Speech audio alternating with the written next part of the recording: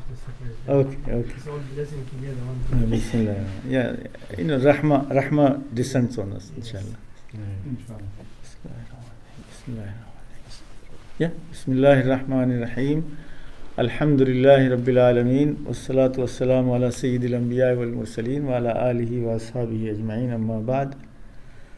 Today we start at chapter number 47, hadith number 87 from Al-Adab Al Mufrad of Imam Bukhari, rahimahullah.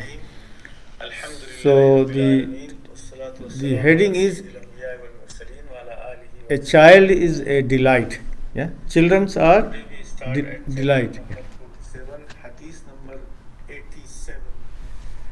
So Bismillah. وبالسند المتصل منا إلى إمام البخاري رحمه الله تعالى قال حدثنا بشر بن محمد قال أخبرنا عبد الله قال أخبرنا صفوان بن عمرو قال حدثني عبد الرحمن بن جبير بن نفير عن أبيه. So عن أبيه جبير. جلسنا إلى مقداد بن أسود يوما فمر به رجل فقال طوبى لهاتين العينين اللتين رأتا رسول الله صلى الله عليه وسلم والله لوددنا أن رأينا ما رأيت وشهدنا ما شهدت فاستغضب فجعلت أعجب ما قال إلا خيرا ثم أقبل عليه فقال ما يحمل الرجل أن يتمنى محترا غيبه الله عنه لا يدري لو شهده كيف يكون فيه والله لقد حذر رسول الله صلى الله عليه وسلم أقوام كبهم الله على مناخرهم في جهنم لم يجيبوه ولم يصدقوه أولا تحمدون الله عز وجل إذا أخرجكم لا تعرفون إلا ربكم فتصدقون بما جاء به نبيكم قد كفيتم بالبلاء بغيركم والله لقد بعث النبي صلى الله عليه وسلم على أشد حال بعث عليها نبي قط في فترة وجاهلية ما يرون أن دينا أفضل من عبادة الأوثان فجاء بفرقان فرق به بين الحق والباطل وفرق به بين الوالد وولده حتى وإن الرجل لا يرى والده وولده وأخاه كافرا وقد فتح الله قفل قلبه بالإيمان ويعلم أنه إن هلك دخل النار فلا تقر عينه وهو يعلم أن حبيبه في النار وأنها التي قال الله عز وجل في سورة الفرقان والذين يقولون ربنا هب لنا من أزواجنا وذرياتنا قرة أعين وجعلنا للمتقين إماما. This is really an incident which on the face of it looks like very innocent. So the Sahabi, he was sitting down in the masjid. His name is I've gone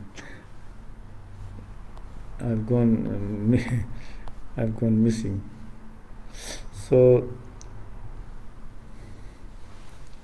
Miqdad ibn Aswad, a new person just came, young person, and he said, "Oh, I admire you, O Sahabi Rasulullah, Miqdad ibn Aswad. Your eyes has seen Rasulullah sallallahu alaihi wasallam. So I really admire you.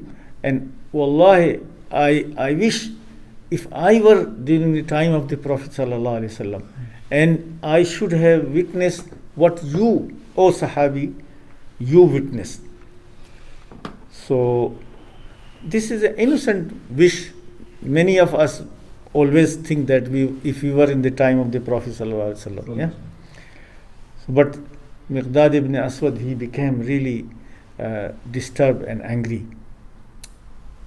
So the person who is reporting this hadith is saying that I was surprised why Miqdad ibn Aswad is angry for this innocent wish. So then they ask him, why you are annoyed with this wish? It's innocent wish. So he said, look, if you were not fortunate enough or lucky enough to be at that time, why you are wishing something which is Allah has spared you from that time? You don't know. If you were during times of the Prophet ﷺ, you would have ended up among his friends or his enemies. Nobody knows. Because there were many people who saw Rasulullah sallallahu alaihi wasallam and they died as a kufr and opposing him rather than joining him. Don't you be thankful that you are born in a Muslim household? You are born in a Muslim household. You came and you saw everything going in the way of Allah subhanahu wa ta'ala, and you didn't have to go through any hardship which Rasulullah sallallahu alaihi wasallam went through. You know, Rasulullah sallallahu alaihi wasallam was sent in a situation, it was a jahiliyyah and all sorts of ignorant, and the worship of idol worship was the ideal things.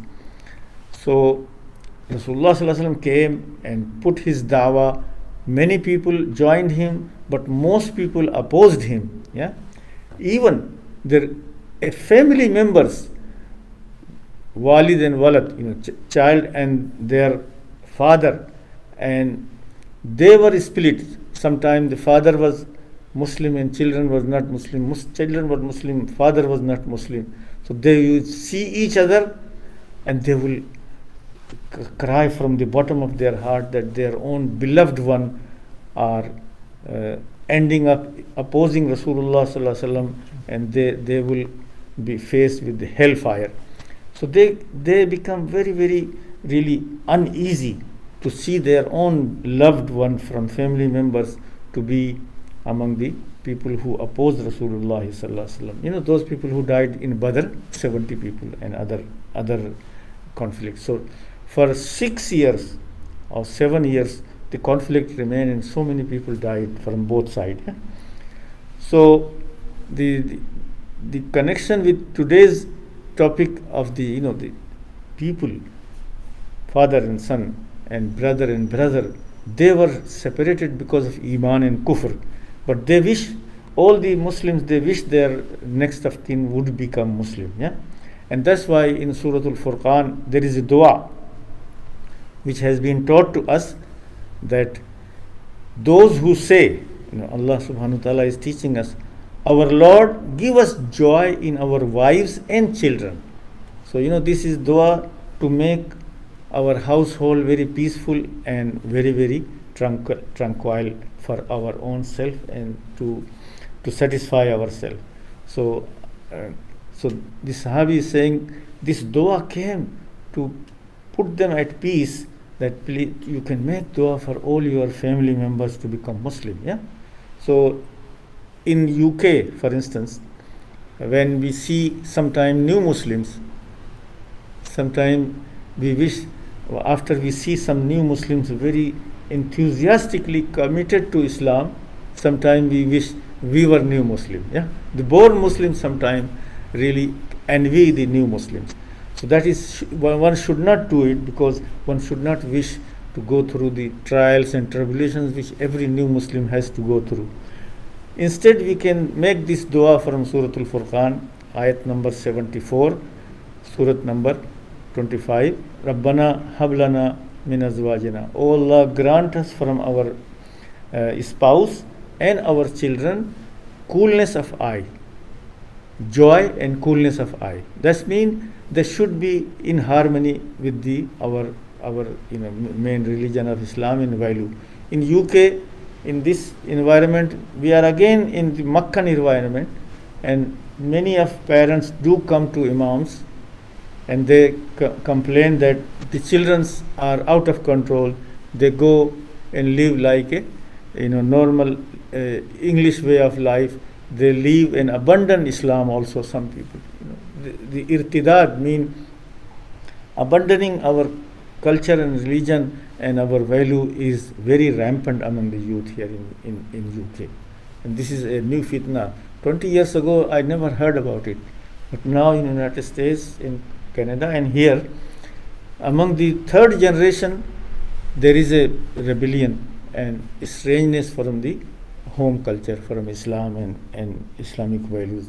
So I think in our mosque, it's a welcome that we welcome youth. Yeah, and we next chapter is chapter 48. Babu man da'a li sahibihi an akthir malahu wa waladahu. Someone who makes supplication that his companions may have much money and much children. So to wish and make dua for someone, for his children and his property to increase, this is also allowed, because people want to see the family expand and they be prosperous.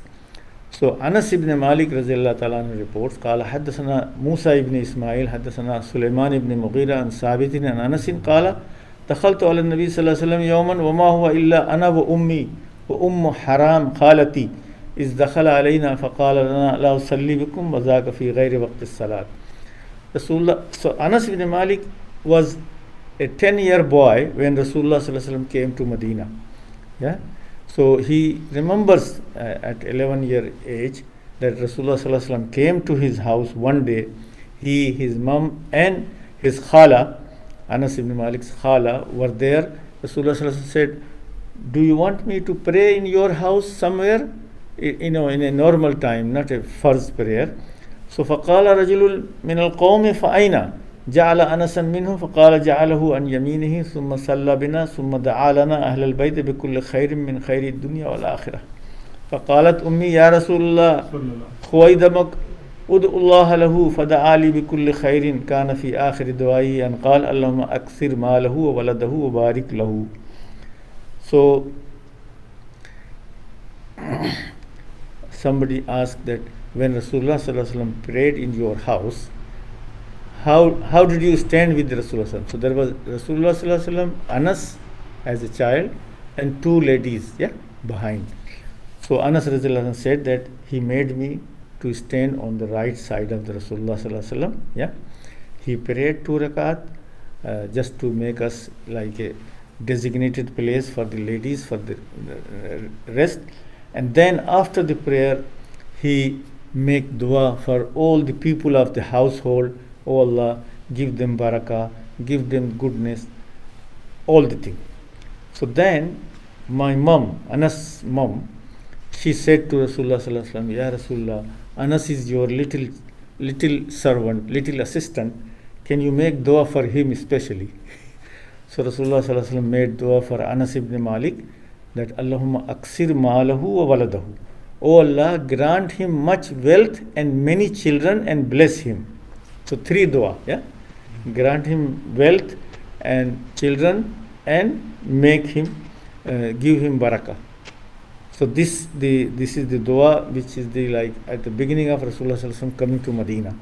And the result of dua, I can report to you that 10 years he was the a little assistant to Rasulullah sallallahu alaihi wasallam, like a household child serving Rasulullah sallallahu alaihi wasallam. Anas ibn Malik, 11, 12, 13, 14, 15. So he then, and he was among the Sahaba, I think the longest living Sahabi, 100+ years, after Rasulullah sallallahu alaihi wasallam. And he said, I have so many grandchildren, I lost the count of them. I lost the count of them. But the more surprising is, he said, by my own hands, I have buried 100 of my grandchildren. So the lives are more. The youngs who die at birth, I have buried my own children or grandchildren, 100 of them by his own hands. So he was so senior because of the dua of Rasulullah sallallahu alaihi wasallam. So what is relevant for us here, as Imam Bukhari is saying, that one can wish for family, extended, bigger family, and better and prosperous family, with barakah. Barakah means not money and other things to be problem for him. So that we are continuing about the relationship and blood relatives, family matters, how to look after them and how to make dua or improve them. So the next chapter is number 49, hadith number 89. Mothers are merciful.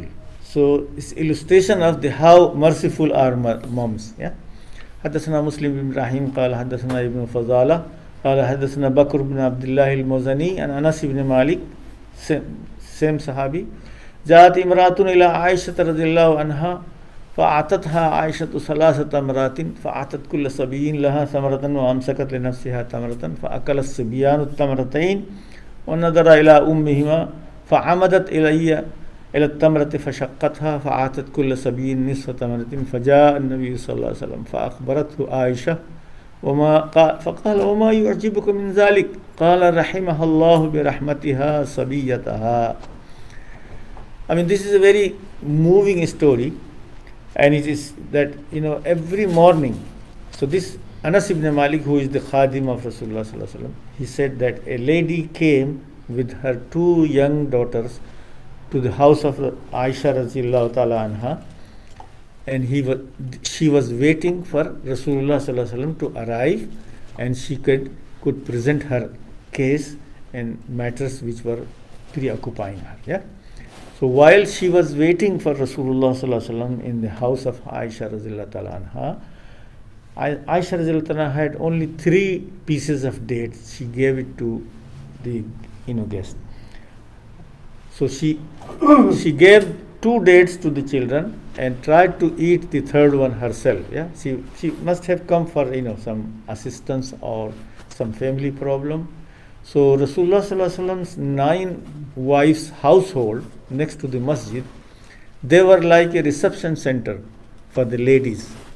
Yeah, and every day wherever Rasulullah sallallahu alaihi wasallam would be, there will be some people, families waiting for Rasulullah sallallahu alaihi wasallam at his Ummul Mu'mineen, as a mother of the believers.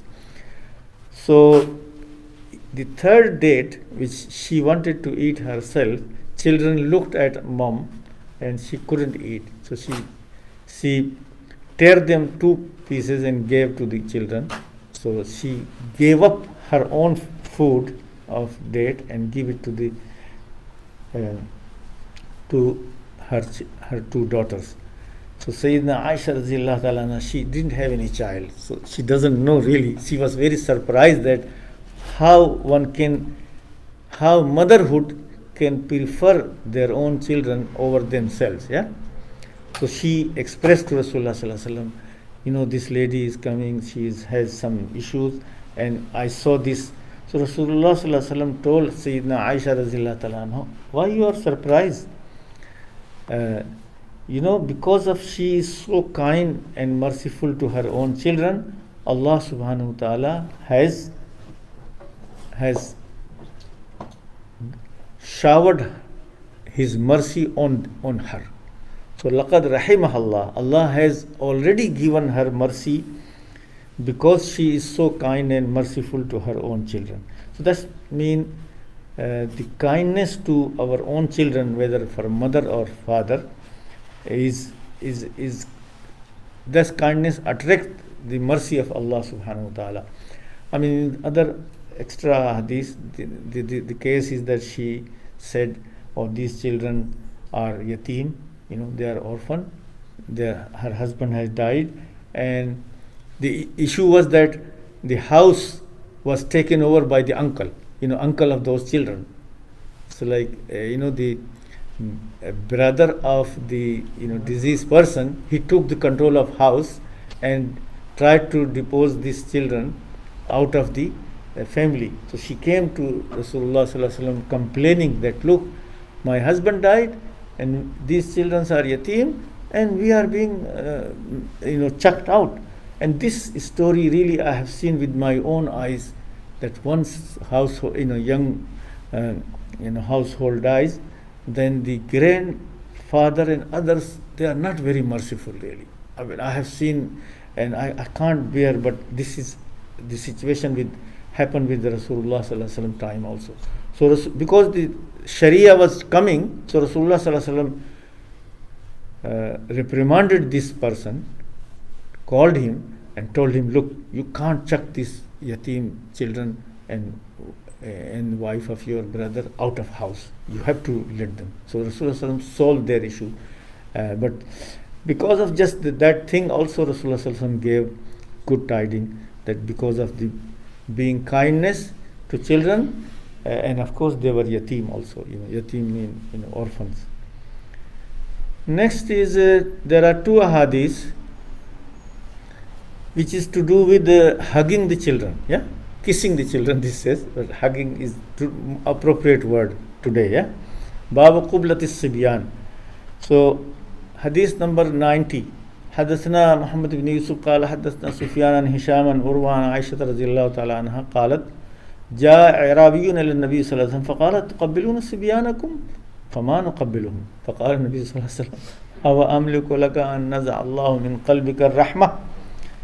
Same hadith is repeated by Abu Huraira رضي الله تعالى عنه قال حدثنا أبو اليمان قال حدثنا أخبرنا شعيب بن الزهري قال حدثنا أبو سلمان ابن عبد الرحمن أن أبا هريرة قال قبل رسول الله صلى الله عليه وسلم حسن بن علي وعنده الأقرع بن حابس التيمي جالس فقال الأقرع إن لي 10 من الولد ما قبلت منهم أحدا فنظر إليه رسول الله صلى الله عليه وسلم ثم قال من لا يرحم لا يرحم.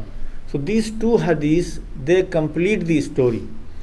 One is in abstract, the second one is in a story, and the story person is a Bedouin called Aqra ibn Habis, his name, yeah.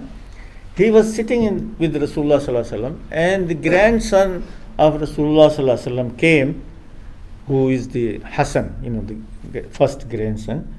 So Hasan ibn Ali was on the lap of Rasulullah sallallahu alaihi wasallam, and Rasulullah sallallahu alaihi wasallam was hugging Hasan ibn Ali. Then Aqra ibn Habis said, "Oh, I have 10 children, but I never hug or kiss my children." He was just showing his cultural prevalence practice in his end. So Rasulullah sallallahu alaihi wasallam said, "Look, those who do not show their kindness and mercy to others, they do not deserve to be merciful from Allah subhanahu wa ta'ala."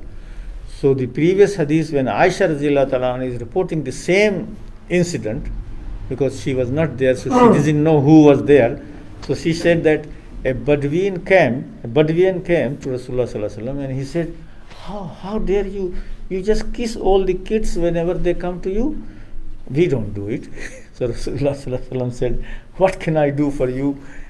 What can I do for you? If you don't have any mercy in your heart to hug and kiss your kids, what can I do? It is a part of being. So, in some cultures, I don't know whether, I have been told that if you read the biography of our current king, King Charles, his greatest wish was his mother could have ever hugged her, really. This is his biography.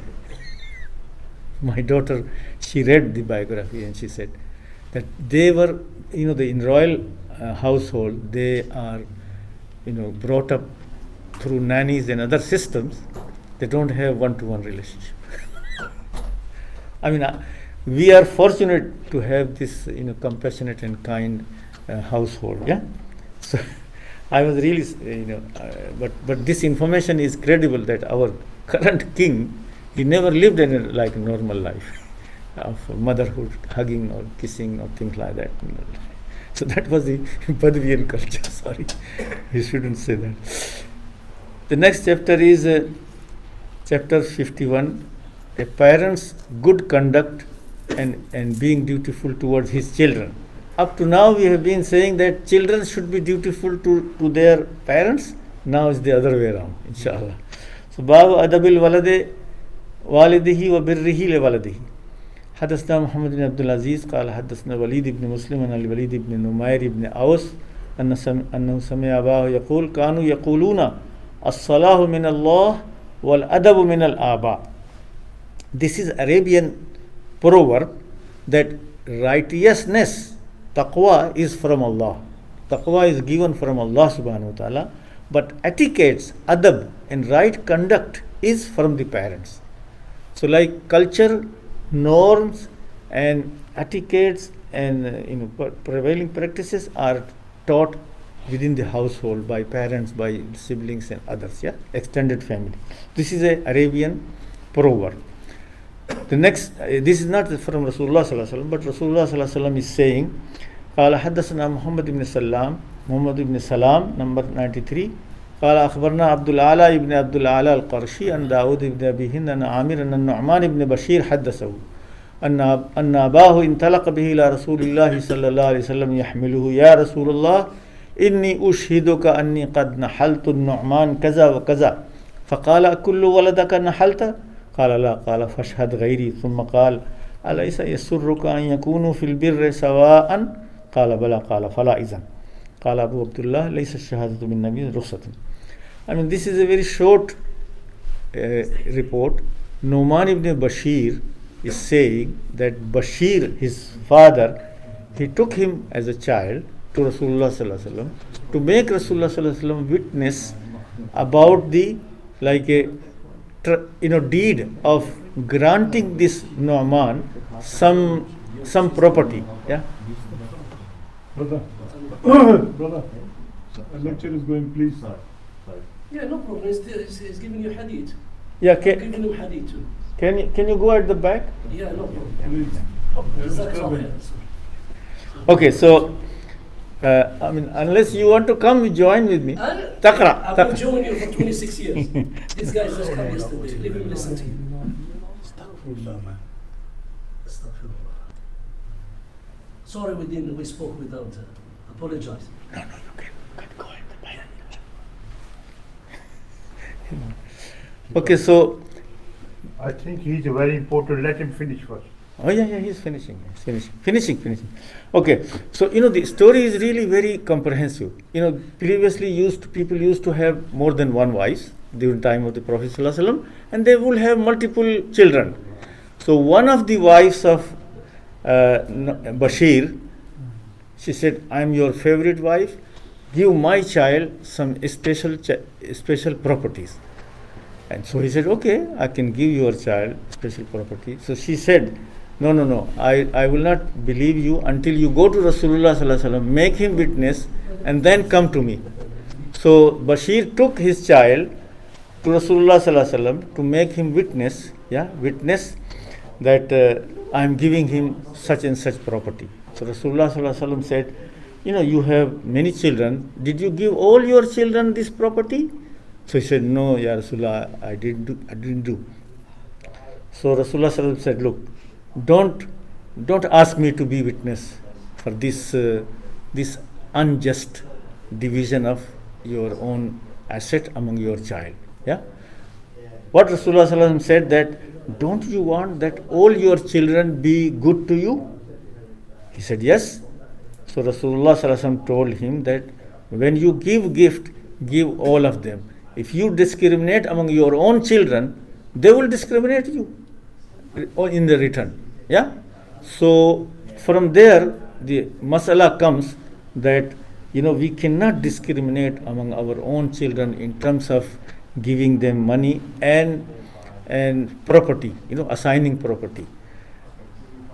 This is like a recommended, but for some special reasons, for some special needs like education and for other things, ulama have given leeway that you can still give according to their needs, but don't neglect one of your own child and give the other child so they fight each other.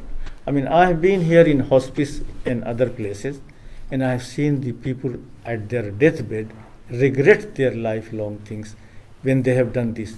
If they give some of their children some property, the other children really they become enemy and they fight and they cause a lot of problem. This I have witnessed here in London hospice.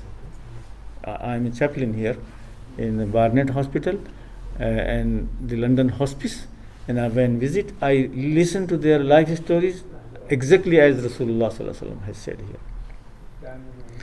So I mean the chapter was that parents have duty of care for their children. Like the children have duty of care and being dutiful to their parents, the parents also have to behave justly and wisely and equitably with equity. Yeah. Next chapter is Babu Birril Abe Lewaladihi, a father's dutifulness towards the child. Yeah. Same thing. Yeah.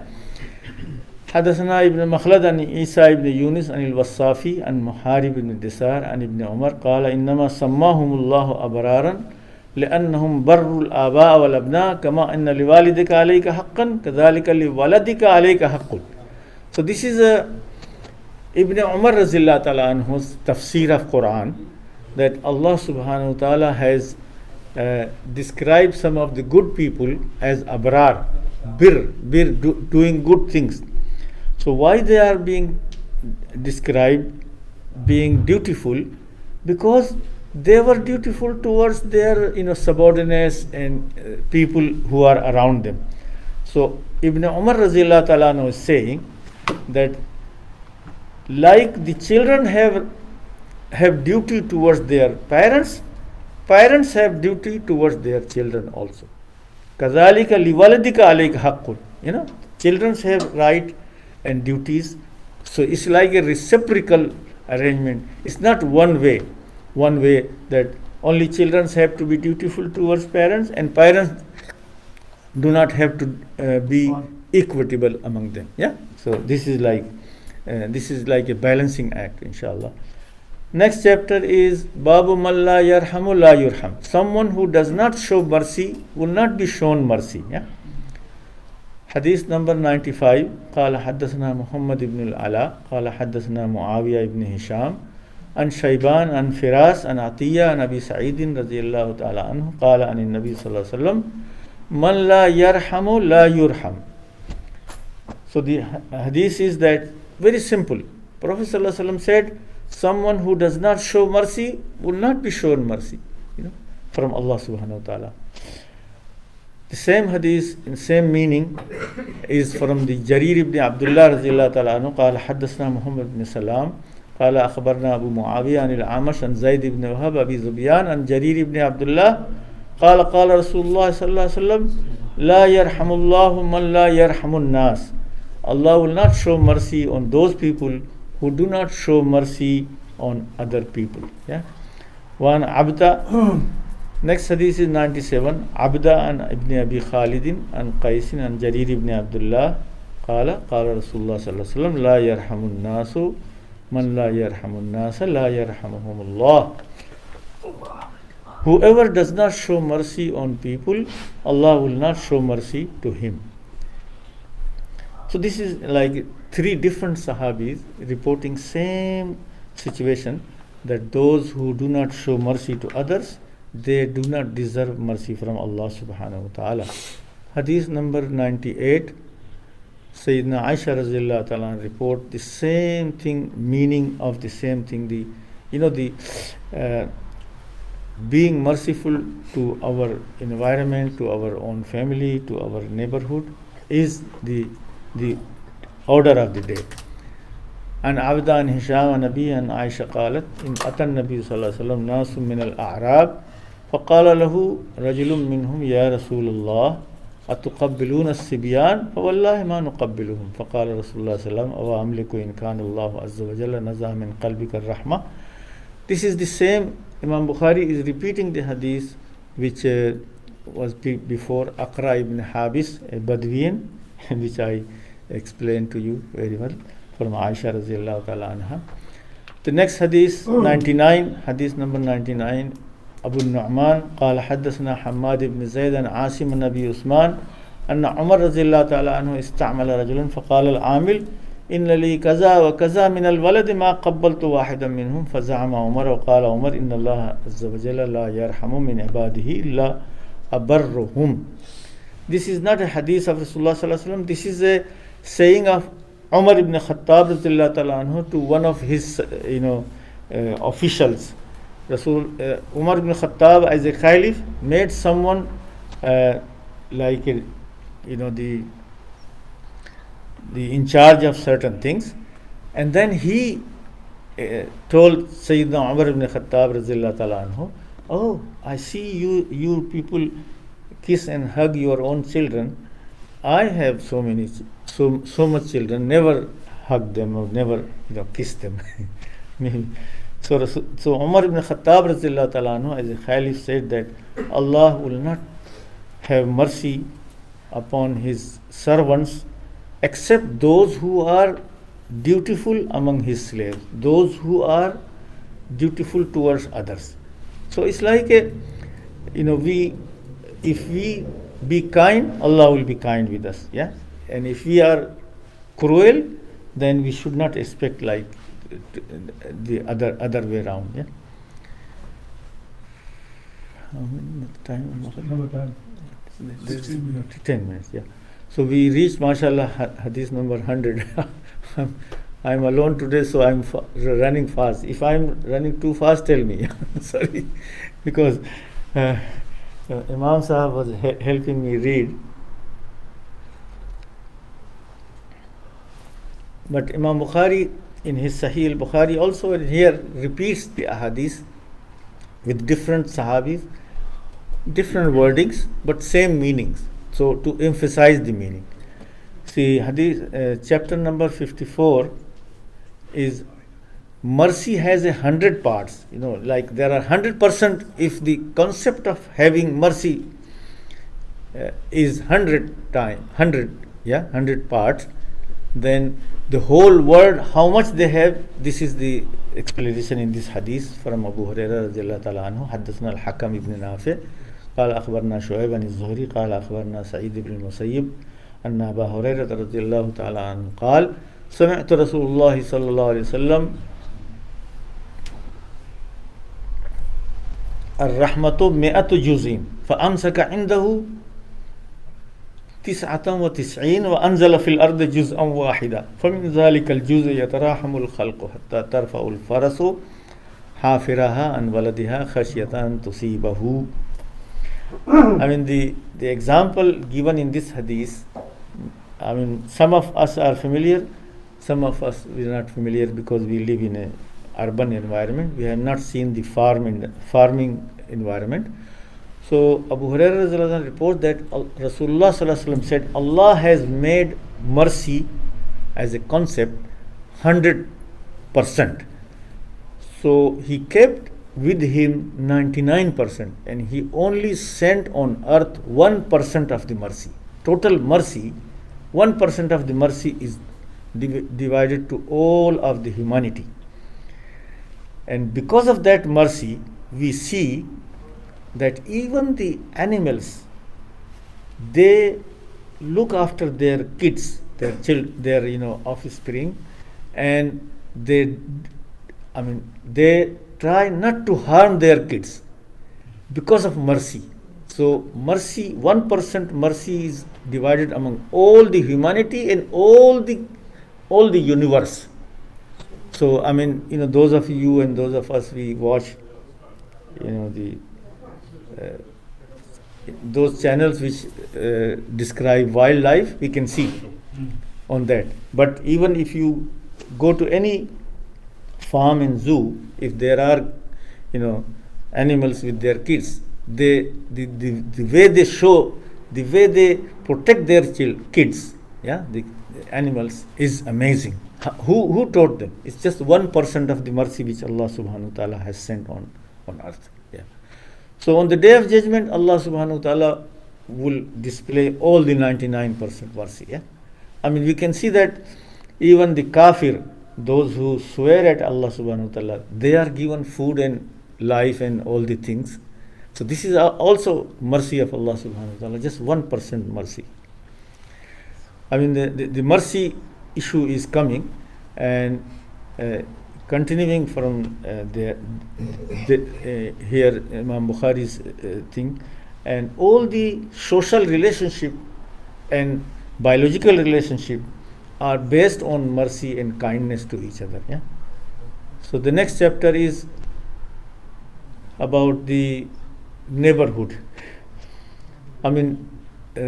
Up to now we started from the parent, the first generation, or our biological relationship. Then we started about children and other relatives, extended family. Imam Bukhari is going with very orderly manner. Parents, blood relatives, then the other distant relatives, then our offspring, and then next is now the rights of neighbors. And when I read all the ahadith, it looks like it's not just the one neighbor right or left, but it is a neighborhood. The word is neighborhood. So, mean all the people who live in our locality, they should be like our extended family. That is the message which we should get it here. There is a half a dozen ahadith about the neighbor's right. I just wanted to explain that why we are reading this sanad, because I have a continuous chain of 21 people from me to Imam Bukhari.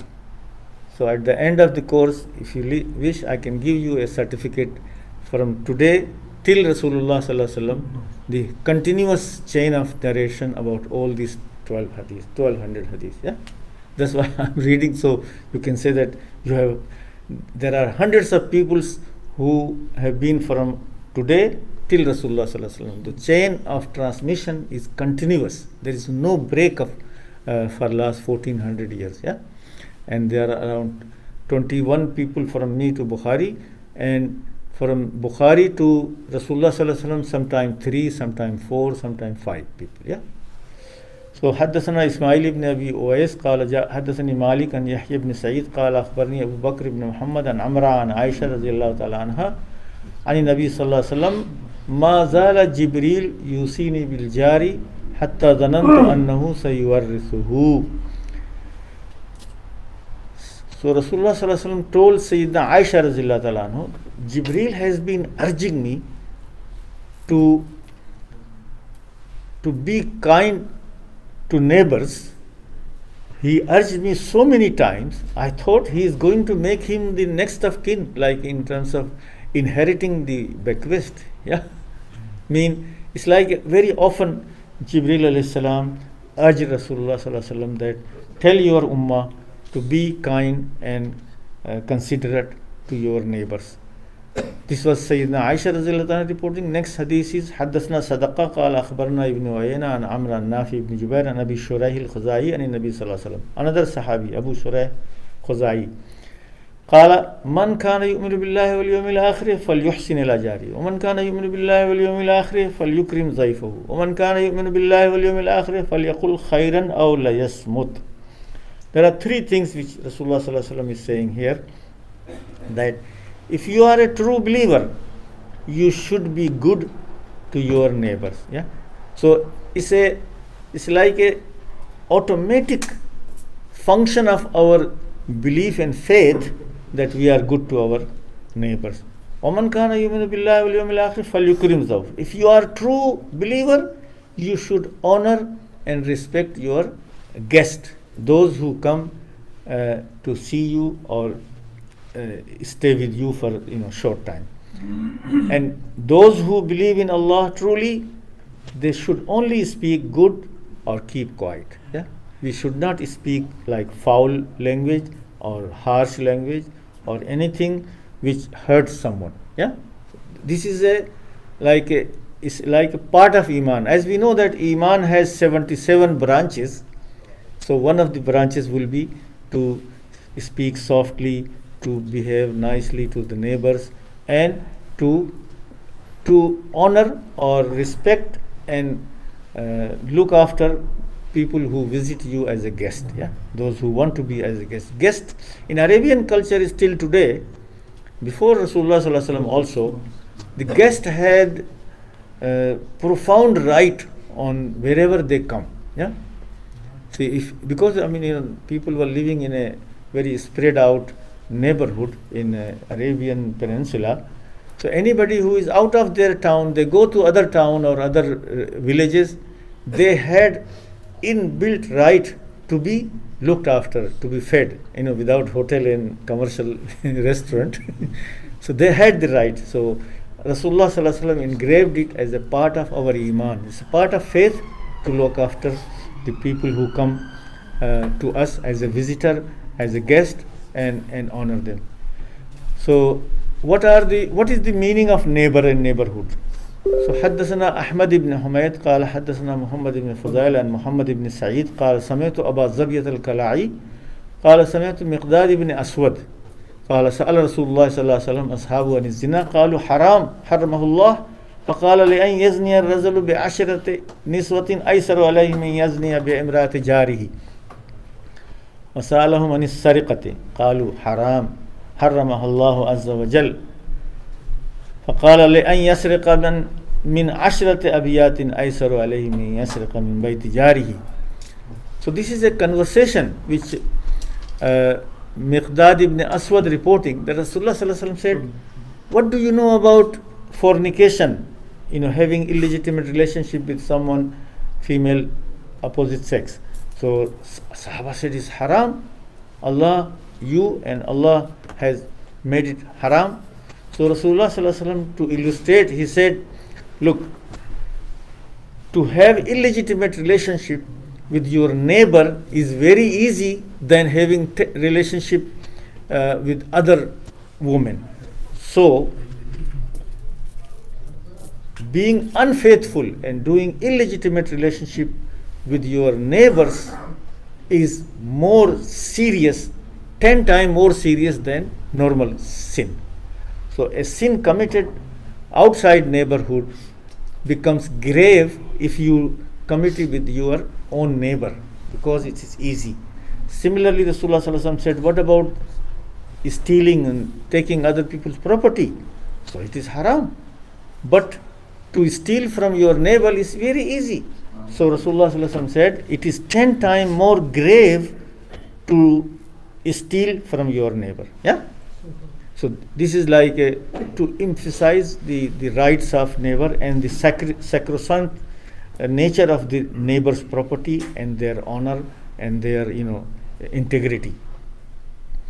So next hadith, still we are continuing about neighborhood. You may have heard all this, and Imam Bukhari is bringing nearly half a dozen hadiths about the rights of neighbor. The same hadith which was previously we said, Sayyidina Aisha radhiyallahu anha reported, حدثنا محمد بن سلام قال أخبرنا سفيان عن داود بن شابور وأبي إسماعيل عن مجاهد عن عبد الله بن عمرو أنه ذبحت له شاة فجعل يقول لغلامه أهديت لجارنا اليهودي أهديت لجارنا اليهودي قال سمعت رسول الله صلى الله عليه وسلم يقول ما زال جبريل يوصيني بالجار حتى ظننت أنه سيورثه. So what this story is saying, that when Rasulullah sallallahu alaihi wasallam said that Jibreel has been urging me to look after the neighbors, how the Sahaba looked after their neighbors. So Abdullah ibn Amr ibn As is a very famous Sahabi. He sacrificed or did sacrifice of a goat at his home. Then he said to his servant, okay, we are enjoying the goat meat. Did you give it to our neighbor also? So why? Because I heard Rasulullah sallallahu alaihi wasallam, neighbors have so much right, as I thought that they will become like a next of kin in terms of inheriting the properties also.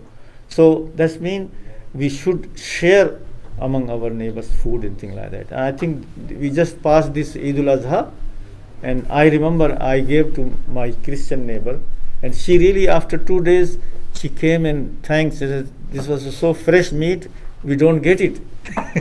And she asked, where did you get it? So I mean, and my experience has been always like, even the non-Muslim neighbor, if you explain to them that look, this is a festival, we do like this, if you don't mind, we give you raw meat, and they do appreciate really if you explain to them, inshallah. Yeah. Sometimes they find it strange to give them, but you can give them cook food, they will welcome more, inshallah. the biryani, whatever. Do you have? Yeah. Yeah. No. So this is 105. So we stop here. We did little bit too much. So if there are one or few questions, I can entertain you. Or otherwise, see you next week, inshallah, from hadith number 106. Today we did like 20 hadith, little bit faster. So I can say to Imam Hamid, he was saying yesterday that because of him we did 5 more hadith. But today I alone did 20. I mean, because I was little bit fast today. I don't know if you managed to follow me. Okay, shukran. If there are any question and any like unclear things, or I have made some like brief comments, you can ask me, inshallah. We will wait till Azan, inshallah. Yeah, I will. Yeah, you can close it. Yeah. I don't know whether we record the question answer. Do we record? Yeah.